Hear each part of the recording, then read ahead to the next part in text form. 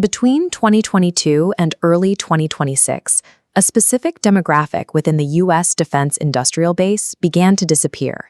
11 highly specialized scientists, engineers, and cleared operational personnel were recorded as deceased or missing.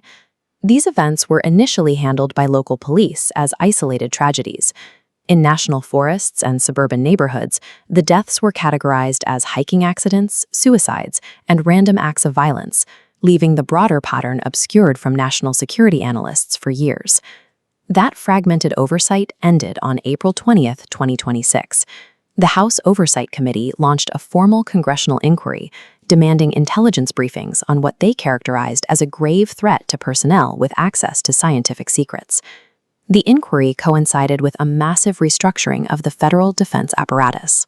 Under Secretary Pete Hegseth, the Department of Defense was renamed the Department of War, signaling a doctrinal shift toward uncompromising operational readiness. The executive branch acknowledged the severity of the casualties.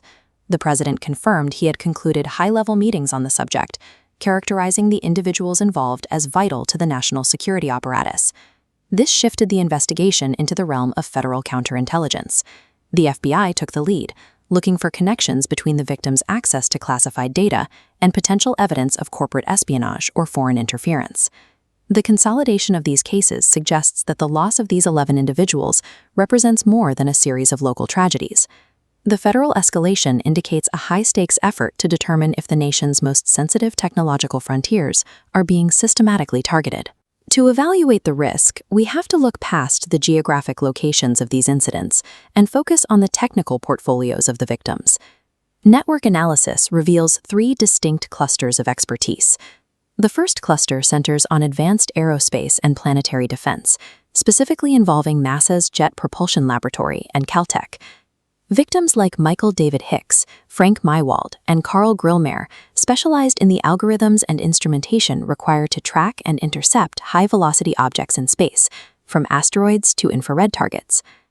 A second cluster focuses on metallurgy and reusable launch technology. Monica Jacinta Reza co-invented Mondalloy, a specialized nickel-based superalloy that allows rocket engine components to withstand extreme heat and pressure without standard protective coatings. Historical records show a direct funding link between Reza's superalloy research and the Air Force Research Laboratory, then commanded by another missing individual, retired Major General William Neal McCasland. The third cluster involves the operational security of the U.S. nuclear stockpile, centered at the Los Alamos National Laboratory. Casillas, Chavez, and Garcia held the high-level clearances required to manage secure facility logistics.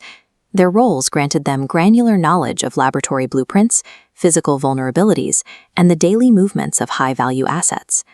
The theoretical side of this cluster includes Dr. Nuno Laramo. As the director of MIT's Plasma Science and Fusion Center, he was a leading authority on the magnetic reconnection required for theoretical nuclear fusion. The victims were deeply embedded within the country's most critical research nodes, holding the specialized expertise required to maintain America's technological edge. The strategic value of this personnel cluster lies in the dual-use nature of their research.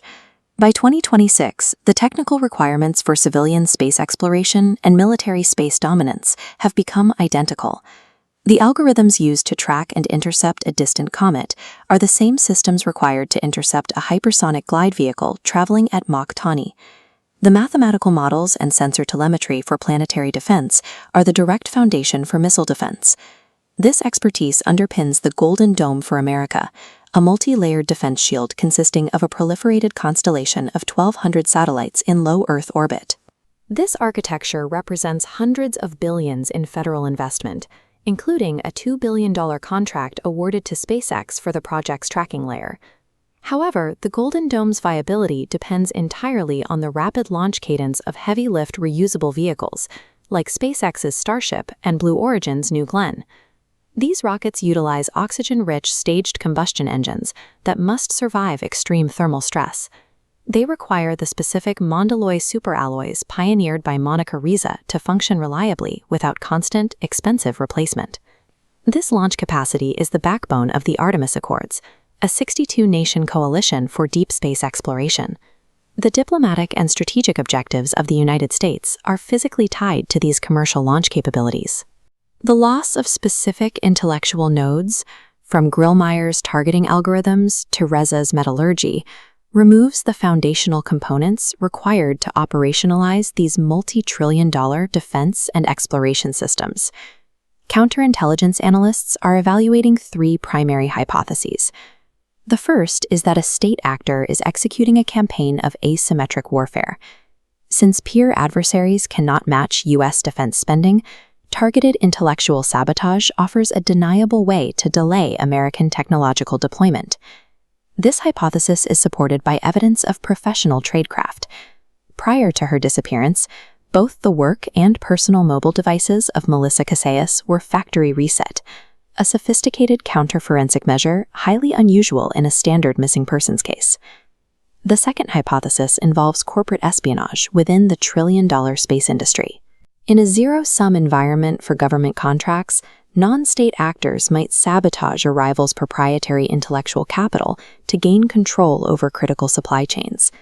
The third possibility is the statistical null hypothesis, that these incidents are a series of unrelated health crises, accidents, and random violence within a massive workforce of cleared professionals.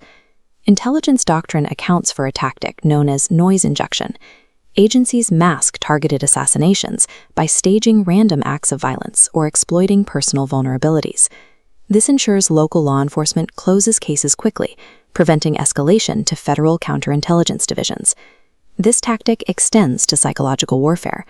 By amplifying fringe conspiracy theories regarding UFOs and exotic physics, adversaries can delegitimize serious counterintelligence threats, causing the public and the media to dismiss genuine disappearances as internet paranoia. Noise injection creates a buffer, burying state-sponsored sabotage in the background chatter of everyday domestic tragedies and fringe narratives.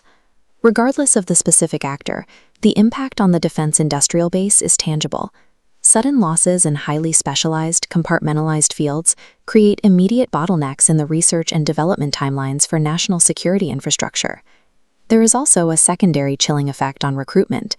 If physicists and engineers perceive that holding a high-level clearance endangers their safety, the Department of War and its commercial partners will face an insurmountable deficit in talent acquisition. The Los Alamos incidents reveal a vulnerability in how facilities are protected. By targeting administrative and custodial staff, adversarial actors can gain comprehensive access to logistics and secure networks with significantly less scrutiny than a laboratory director. Securing the defense industrial base now requires extending protection beyond intellectual property to include the physical and psychological safety of the human creators themselves. Maintaining strategic supremacy in orbit and on the ground requires the decompartmentalization of threat intelligence. Tier 1 scientific personnel must be treated as active intelligence assets, requiring constant counterintelligence overwatch to ensure the stability of the nation's technological bedrock.